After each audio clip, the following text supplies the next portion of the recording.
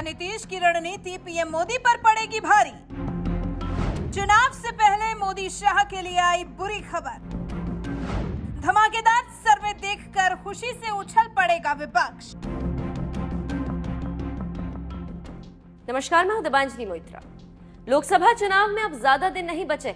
यही वजह है कि जनता जनार्दन से मिले आशीर्वाद के दम पर सत्ता संभाल रहे नरेंद्र मोदी को कुर्सी से हटाने के लिए विपक्ष एक बार फिर से गोलबंदी बनाने में जुट गया। और इस बार लगता है कि मोदी को सत्ता से हटाने के लिए बिहार की धरती पर रणनीति बनेगी। तभी तो कुछ ही दिनों पहले बिहार के सीएम और जेडीयू नेता नीतीश कुमार ने वामपंथियों के मंच से ऐलान कर दिया कि इस बार बीजेपी को 100 सीटें भी नहीं जीतने देंगे। मगर सबसे बड़ी बात यह है कि नीतीश कुमार का यह दावा उनके बिहार में ही क्या सही साबित हो पाएगा। इसे लेकर एक धमाकेदार सर्वे सामने आया, जिससे विपक्ष जहां खुश हो जाएगा तो वहीं एनडीए के लिए थोड़ी मुश्किल बढ़ सकती।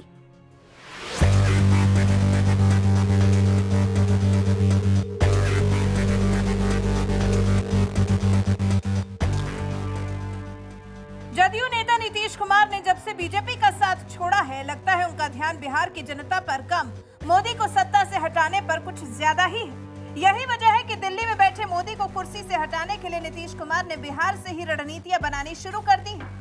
तभी तो लालू यादव की आरजेडी के दम पर मुख्यमंत्री बनते ही सबसे पहले उन्होंने तेलंगाना के सीएम केसीआर के साथ मिलकर रणनीति बनाई और अब वामपंथी पार्टी के मन से कांग्रेस पर डोरे डालने लगे कि अगर वो साथ दे दे तो मोदी लहर पर कहर बनकर टूटेगा विपक्ष और बीजेपी 100 सीटों का आंकड़ा भी नहीं पार कर पाएगी। तो हम तो कांग्रेस के नेता लोगों से भी सब कर ही दिए। अभी तो बहुत अच्छा यात्रा हो गया, तो यात्रा तो बहुत अच्छा हो गया, लेकिन अब इसके आगे थोड़ा सोच लीजिए। हम तो उसी के लिए इंतजार कर रहे हैं। जब तक हम तो जाके दोनों को कह दिए हैं, हम कह दिए हैं कि भाई सोच लीजिए आगे, तो जो कहिएगा। अब बाकी अन्य पार्टियों का फोन आ रहा और सब लोग कह रहे हैं कि बाकी लोगों का सबका मीटिंग कीजिए, एक साथ बैठिए, तब जान लीजिए हम वेट कर रहे हैं खाली। अब आप लोग इतना जल्दी, हम इसीलिए हम वेट कर रहे हैं। नहीं तो बाकी और पार्टियां थी, बहुत सारी पार्टियां एकजुट होने के लिए तैयार बैठी हुई है। लेकिन अब आप सोचिए, हम तो चाहते हैं कि भाई अधिक से अधिक लोग एकजुट हो जाए। ताज आप पाए हुए हैं, ताज ही के माध्यम से आपके पार्टी के नेतृत्व को हम अनुरोध करेंगे कि जल्दी से जल्दी फैसला करिए और हम लोग को बुला करके बात कर लीजिए कि कहां और किनके साथ एकजुट होकर के अगला चुनाव लड़ना है। ये जिस दिन फैसला कर दीजिएगा और उसी दिन हम सब लोग एकजुट हो जाएंगे, हम मिल करके लड़ेंगे, तब जान लीजिए आप अच्छी तरह से मुक्ति हो जाएगी। और अगर आप लोग ठीक से सोच करके चलिएगा, जो हम कह रहे हैं शुरू से, हम इंतजार कर रहे हैं। अगर मेरा सुझाव को अगर मान लीजिएगा, कहीं 100 के नीचे जाएंगे, जान लीजिए। ये बात बीजेपी भी जानती है कि लोकसभा चुनाव जीतने के लिए सबसे ज्यादा सीटों वाले उत्तर प्रदेश के साथ ही बिहार भी अहम राज्य है, क्योंकि हिंदी पट्टी वाले इस राज्य में मोदी की बात लोगों तक बड़ी ही आसानी से पहुंच जाती है। और अगर 40 में से 20 सीटें भी बीजेपी जीत लेती है तो ये उसके लिए किसी बड़ी जीत से कम नहीं होगी। लेकिन लगता है 2024 के लोकसभा चुनाव में बिहार जीतना बीजेपी के लिए आसान नहीं होने वाला है, क्योंकि जेडीयू, कांग्रेस और आरजेडी ने अभी से एकजुट होने की कोशिशें शुरू कर दी हैं। बिहार में तेजी से बदलती सियासी रणनीति के बीच इंडिया टुडे सी वोटर ने एक ऐसा सर्वे किया है जिससे बीजेपी के माथे पर पसीना आ सकता है, क्योंकि इंडिया टुडे सी वोटर के आए हालिया सर्वे के मुताबिक यूपीए को बिहार में 2024 के चुनाव में अच्छी खासी बढ़त मिलेगी।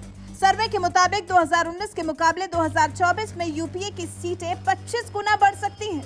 यानी 2019 लोकसभा में महज 1 सीट के मुकाबले 2024 में पार्टी को 25 सीटें मिल सकती हैं।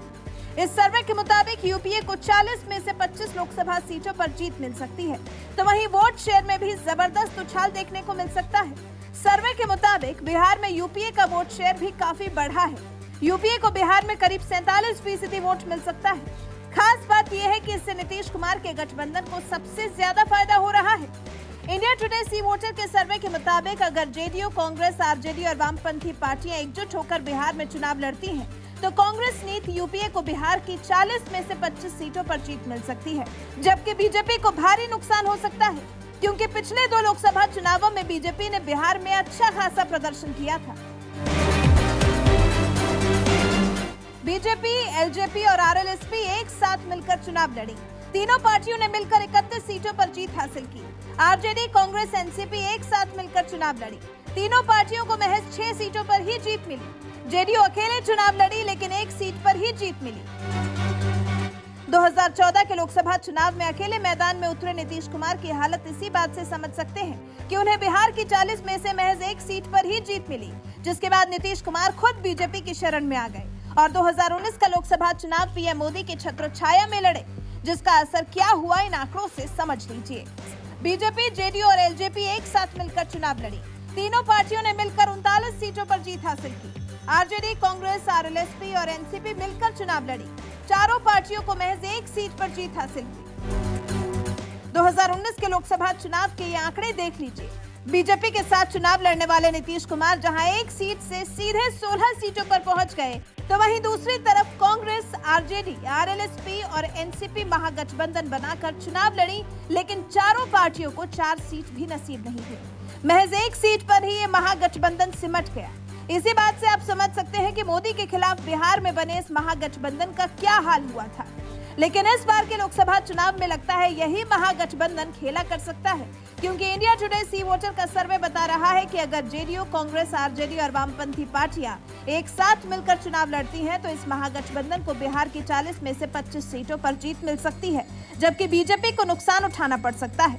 वैसे आपको क्या लगता है, क्या वाकई इस बार नीतीश, लालू और कांग्रेस मिलकर बिहार में बीजेपी को बैकफुट पर लाने में कामयाब हो पाएंगे? अपनी राय हमें कमेंट कर जरूर बताएं।